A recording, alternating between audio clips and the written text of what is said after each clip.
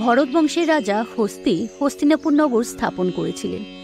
এই হস্তিনাপুর ছিল রাজা শান্তনুর রাজধানী। তার পিতা হলেন প্রতীপ এবং মাতার নাম সুনন্দা। শান্তনুর জ্যেষ্ঠ ভ্রাতা দেবাপী সন্ন্যাস ধর্ম গ্রহণ করায় শান্তনু হস্তিনাপুরের রাজা হন। তিনি যাকে স্পর্শ করতেন তিনি নবযৌবন ফিরে পেতেন, তাই তার নাম হয় শান্তনু। পূর্বজন্মে তিনি মহাভীষ নামে ইক্ষ্বাকু রাজবংশের একজন শক্তিশালী রাজা ছিলেন। তিনি 1000 অশ্বমেধ যজ্ঞ এবং 100 রাজসূয় যজ্ঞ করেছিলেন। এছাড়াও তিনি বহু গুণের অধিকারী ছিলেন। ফলে মৃত্যুর পর তিনি স্বর্গ লাভ করেছিলেন। একবার ব্রহ্মার দরবারে সমস্ত দেবতারা একত্রিত হন। মহাভীষ এবং গঙ্গাও সেখানে উপস্থিত ছিলেন। তখন বাতাসে গঙ্গার বস্ত্র শরীর থেকে পড়ে যায়। সেখানে উপস্থিত সকল দেবতারা মাথা নিচু করলেও মহাভীষ তার দিকে তাকিয়ে রইলেন। তখন দেবী গঙ্গাও তার দিকে তাকিয়ে থাকলেন। এটি দেখে ব্রহ্মা ক্রোধান্বিত হন এবং তাদের মর্তে জন্ম নেওয়ার অভিশাপ দেন। তখন মহাভীষ ব্রহ্মাকে অনুরোধ করেন তিনি কুরুরাজ প্রতীপের পুত্র হিসেবে জন্মগ্রহণ করতে চান। ব্রহ্মা তা মঞ্জুর করেন। গঙ্গা পৃথিবীতে আগমনের সময় অষ্টবসুকে দেখতে পান। কামধেনু চুরি করার অপরাধে ঋষি বৈশিষ্ট্য এই অষ্টবসুকে পৃথিবীতে জন্মগ্রহণের অভিশাপ দিয়েছিলেন। তারা গঙ্গাকে বলেন তিনি যেন তাদের জননী হন এবং জন্মের পরে যেন তাদের হত্যা করেন, যার ফলে তারা পুনরায় স্বর্গে ফিরে যেতে পারবেন। তারা কুরু রাজবংশীয় কোনো রাজাকে তাদের পিতা হিসেবে কামনা করেছিলেন।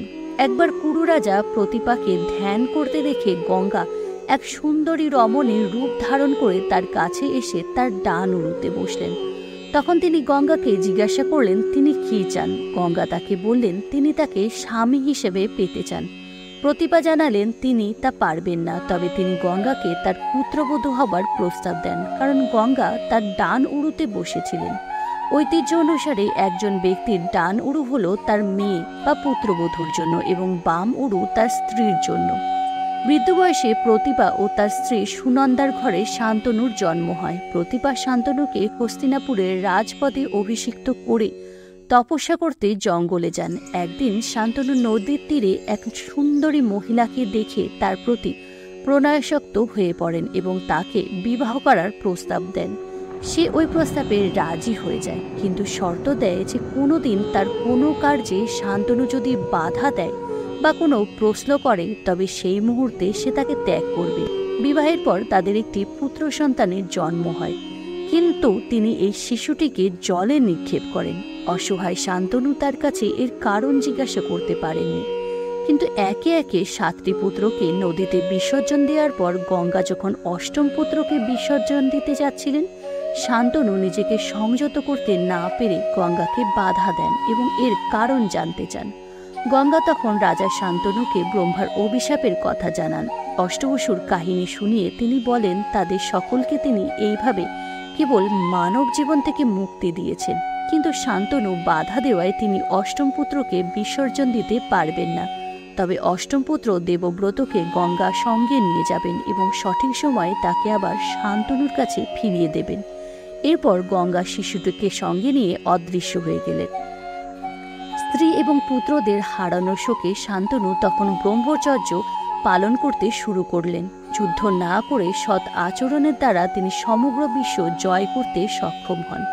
একদিন গঙ্গার ধারে হাঁটতে হাঁটতে শান্তনু দেখলেন একটি সুদর্শন বালক অস্ত্র প্রশিক্ষণ করছে। কিছুক্ষণ পর সে অদৃশ্য হয়ে যায়। তার মনের মধ্যে তখন অন্যরকম এক অনুভূতি জাগে এবং নিজের পুত্রকে দেখার জন্য তিনি গঙ্গাকে স্মরণ করেন। গঙ্গা আবির্ভূত হয়ে জানান এই বালকটি আসলে তারই পুত্র দেবব্রত। ঋষি বৈশিষ্ট্য ছিলেন তার ধর্মগুরু এবং পরশুরাম তাকে অস্ত্রবিদ্যা শিখিয়েছেন।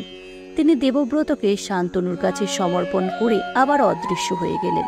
এরপর একদিন যমুনা তীরে ভ্রমণ করার সময় শান্তনু মিষ্টি গন্ধ পান। ঘ্রাণের কারণ অনুসন্ধান করতে গিয়ে তিনি সত্যবতীকে দেখতে পান। ওই মিষ্টি ঘ্রাণ আসলে সত্যবতীর কাছ থেকে আসছিল। সত্যবতী ছিলেন জেলেদের কন্যা। তাকে দেখে শান্তনু তার প্রেমে পড়ে এবং তাকে বিবাহ করার প্রস্তাব দেন। সত্যবতী রাজি হয়ে যান। তবে তার পিতা শান্তনুকে এই মর্মে শর্ত দেয় শান্তনু ও সত্যবতীর সন্তান যদি সিংহাসনে বসে তবেই শান্তনুর সঙ্গে সত্যবতীর তিনি বিবাহ দেবেন। কিন্তু রাজা শান্তনুর জ্যেষ্ঠ পুত্র দেবব্রত ছিলেন সিংহাসনের আসল উত্তরাধিকারী। এই কথা জানার পর সত্যবতীর পিতা এই বিবাহ দিতে অসম্মত হন।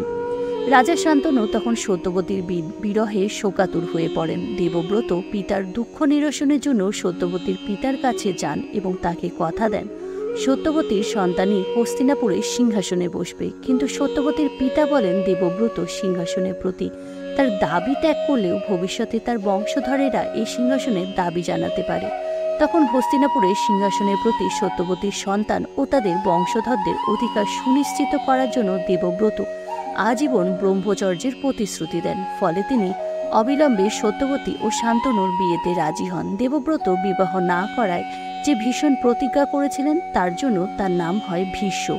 পুত্রর এই প্রতিজ্ঞার কথা জেনে শান্তনু তাকে স্বেচ্ছামৃত্যুর বরদান দেন। এরপর সত্যবতী ও শান্তনুর বিবাহ হয়। সত্যবতী চিত্রাঙ্গদ ও বিচিত্রবীর্য এই দুই পুত্রের জননী হন। শান্তনুর মৃত্যুর পর চিত্রাঙ্গদ হস্তিনাপুরের রাজা হন।